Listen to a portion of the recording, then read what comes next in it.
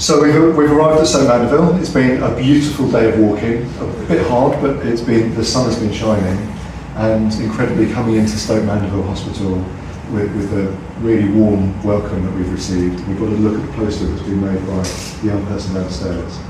And this is day 2 that we're completing of our soul food walk, thinking about what feeds our soul. And we're in the chapel in the room of prayer of the hospital, sitting with some of the team from the chaplaincy team, the multiple chaplaincy team, and Stefan, who you convene, you're their lead chaplain, yes. Yeah, lead chaplain. And also I'm really pleased that Greg Smith MP has also had a chance to drop in and see us as well. And so really, I don't know if you're happy, if you want to introduce yourselves and your role, or how you see yourself in this space. If you want to share who you are, that would be lovely. You can go around. Sure, yeah. So I'm Stefan, I'm the lead chaplain here at the hospital. I lead a team of 5 paid chaplains and over 30 chaplaincy volunteers. I'm Greg Smith, I'm the Member of Parliament for Mid Buckinghamshire, which curiously includes the village of Stoke Mandeville, but not the hospital. But the hospital is somewhere that's massively touched my family. Like 2 of my children were born here. And it's fantastic to Neil, we've known each other a while now. It's great to join you on your soul food walk for a little bit. When you talked about it a few months ago, I said, I'd love to actually catch up with you while you're doing it, but it's equally a treat to learn more about the chaplaincy here, because many of my constituents are totally dependent on Stoke Mandeville Hospital, use it every day, lives have been saved here and tragedies happened here. So to know more about the chaplaincy team here is good to know. So my name's Pete, I'm one of the paid chaplains here. I came into chaplaincy during lockdown, interestingly, started to volunteer here. I have run a photo studio, you might know, on Waston High Street, was All People Photography. But kind of during lockdown, the volunteering made sense. Things changed within industry, as you probably know, for a lot of businesses. So, and this made a lot of sense to me. So I came into chaplaincy then, did some training with guys at St Thomas's. And then in July 21, when I was qualified, circumstantially a post came up, so God's provision or good timing, whatever you want to call that, and I came into that role in July 21.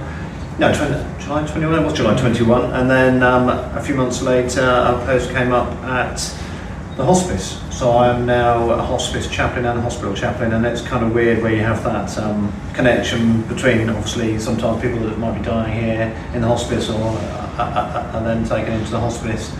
And so talking about impacts on the community, I think it's, seeing those families, those that, of that person being cared for as well, that holistic care that we see, that we all provide when we're often meeting our patients, isn't it? That we speak to many families, and one instance that stands out for me, I guess, in this time was a gentleman who was farming in Woolston, and he was very poorly in hospital, and he was due to give his daughter away, but he wasn't going to make that day. It was only early this year, and so we arranged that we would do a blessing in the chapel, and he was actually able to give his daughter away in the hospice. So he had built a lovely room like this, got it all dressed, and then typically as things happen, he got very poorly, so we had to do it in his teeny little room. So we had all his family standing around his bed.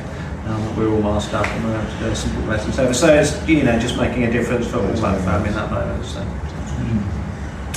I'm Marilyn. I've been chaplaincy volunteers for over 20 years. I must admit, when I first started and I was asked to do the spinal unit, they'd not had a chaplaincy volunteer in there before. And I thought, I can't do that. And I was scared as heck. But I get so much out of the spinal unit. I'm sure I get more out than they get from me. But I was saying on Monday, I would stop wandering the corridors, because I came out to start my stint. I started in the emergency department on Monday morning. And this lady, I heard her go, and all I said was, well, that was a big sigh. And it suddenly came that her mother was going to have chemotherapy, and she was worried. Her mother had been to chemotherapy before, and she didn't know how she was going to react because she was old. She said she's 78 and I'm 76. So didn't think that was too old, but we had a discussion, and then she said, "Is there a chapel here?" So I said, "Come and see it," and we came and we sat in here for a little while. And she said, "You were meant to be there, weren't you?" And I guess I was, because I think I saw 3 people in the corridor on Monday. You know? I think it was long one before I got to the emergency department. That's really beautiful. You were meant to be there. Yes. That's really beautiful. But I've had one thing in the emergency department where I had stopped with one patient and washed my hands, thought, who should I go and see next? I walked up to somebody and she said, "I don't believe this." And I said, "Why?" She said, "I've just prayed that someone would come and help me." So I'm Colin Brewster, I'm a Seventh-day Adventist, and we have a church just on Stoke Road. I wanted to do some volunteering, and I wanted to give back to the community. My mum used to work as a midwife here, and one day she was showing me around the hospital and told me that there was a chapel here.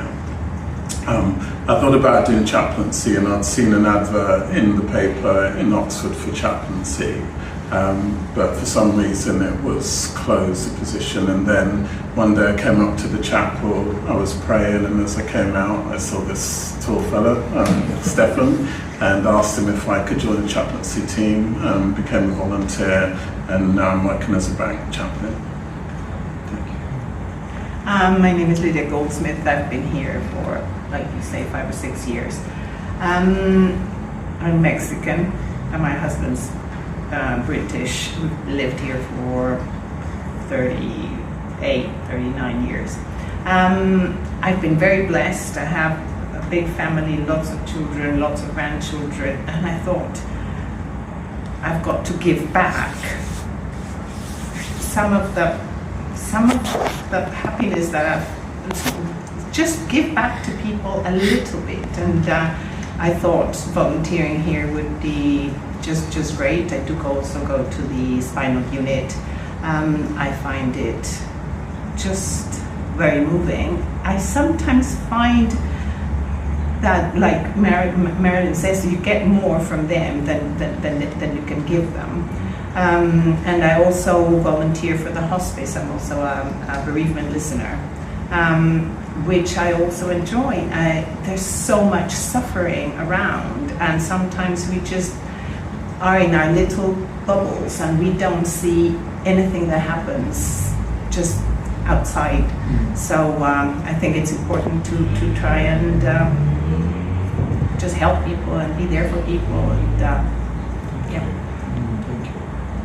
So my name is Sister Bernadette, and I belong to a religious congregation called the Daughters of Providence. It's a French order. And our main work is teaching, so I was a primary school teacher for 25 years. But when I was made redundant, having moved into Aylesbury from London, I took up pastoral work in Our Lady of Lourdes parish, and this hospital happens to be in our parish. So we were responsible for the spiritual welfare of the Catholics, if you like, in this hospital. But now my role is wider, and I go to visit anybody who'd like to talk. So it starts with listening, and I find that is so important, to listen and to discern the needs of the person that's there in the bed. And very often, as Marilyn has said, I bang into a situation and I think, well, I was meant to be here. The Lord's put me here at this moment in time. And I find people find great comfort of being visited by somebody from the chaplaincy, because I get feedback also of other members that have been to visit them. So I think that's the spiritual side of a person is so important. It's not just the physical side that's to be ministered to when they come to a hospital. So I thank God for the opportunity to be part of the group, really. And there's a changing sense in health as well. I think that the work that you do provides part of the healing of whatever healing looks like for a person. Yeah. I think it's and there's scientific backup really to show that that's the case, that when people are more hopeful, they recover physically quicker as well. we just had we have a regular leadership meeting on Thursday mornings, and because it's Freedom to Speak Up week, we had somebody talk about listening, the power of listening. It was a brilliant presentation, but again, backed up by statistics and research that shows that when people are listened to, they recover more quickly, and also staff colleagues feel more welcome and encouraged to come in and work because they feel that the managers, their colleagues actually listen to them. So definitely a recognition that the spiritual care of patients, of colleagues here is just as important as whatever else happens in hospital. That's important to point out, isn't it, that support of staff here as well is a big part of what we do. So you might just catch you in the corridor and have having a difficult day, and so being present, isn't it? Being visible on the wards is really important. Yeah. It's quite incredible, really, to have people that have the time to listen. It's quite very moving and very powerful. Lots to be thankful for. It's interesting. We often say there are so many workshops and trainings on how to speak well, how to talk well, but there's nothing really out there that teaches you how to listen. And the guy presenting this morning was mentioning how you have peace talks, you have people coming together in difficult situations to talk to each other, but there should be peace listening events, because often the reason why there is no outcome where there is peace in the end is because people don't listen to each other. You come in and the first thing you do is put down your demands and we want this and that. But there's no one coming in saying, let's listen to each other, let's try and understand each other. And it requires, I think, that humility to try and put yourself into the shoes of someone else. But also an interest and curiosity in the person you are listening to. And that's why it's not just something that you can learn. I think it's an attitude that you need to have, really, a genuine interest in the person opposite to understand and to be able to feel with them.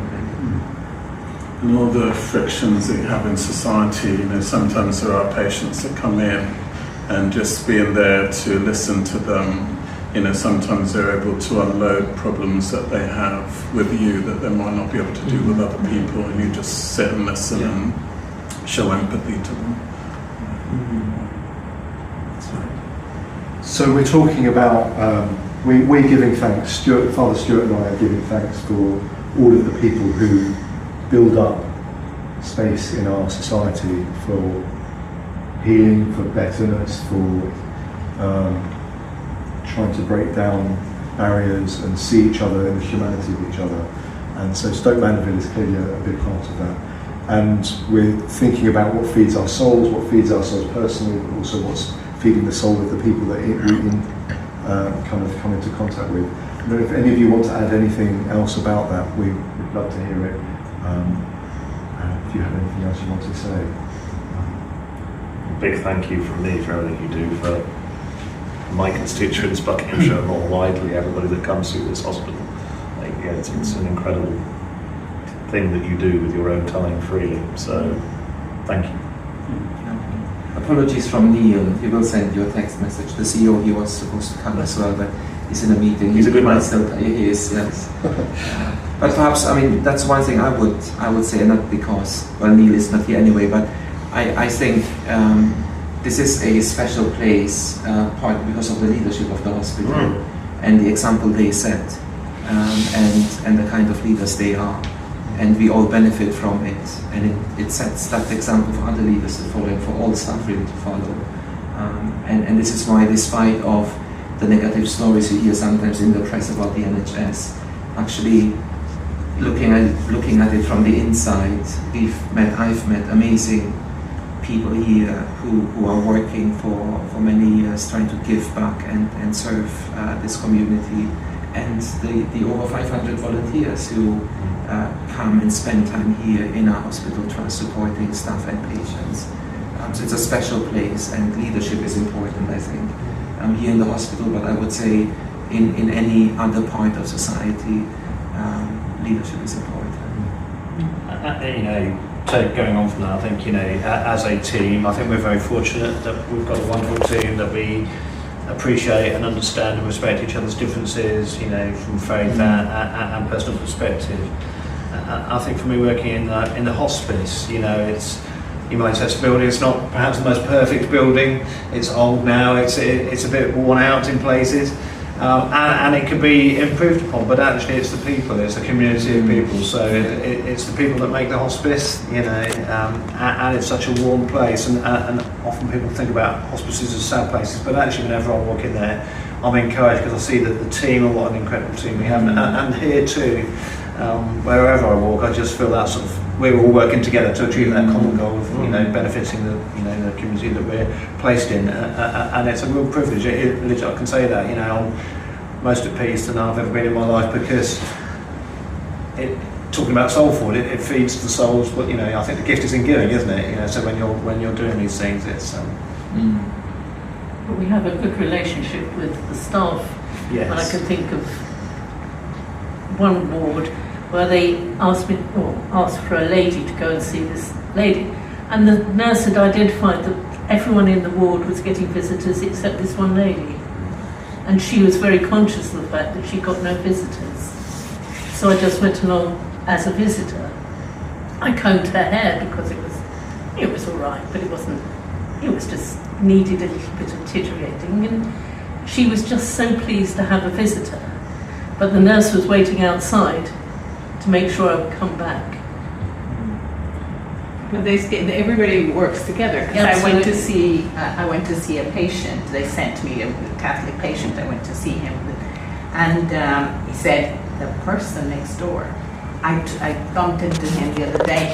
He hasn't seen a soul in I don't know how long. Go and see him. So that was the first thing I said to Stefan the following day. There's a guy there who apparently doesn't have anybody, so I'll I spent a good hour and a half. Just a poor man was just blurting it out. He just needed. So if you're going to come again, he says, well, of course I will. I mean, but people are just so desperate to have somebody to listen and to be with them and to offer them a kind smile. That's all. I mean, people don't need much.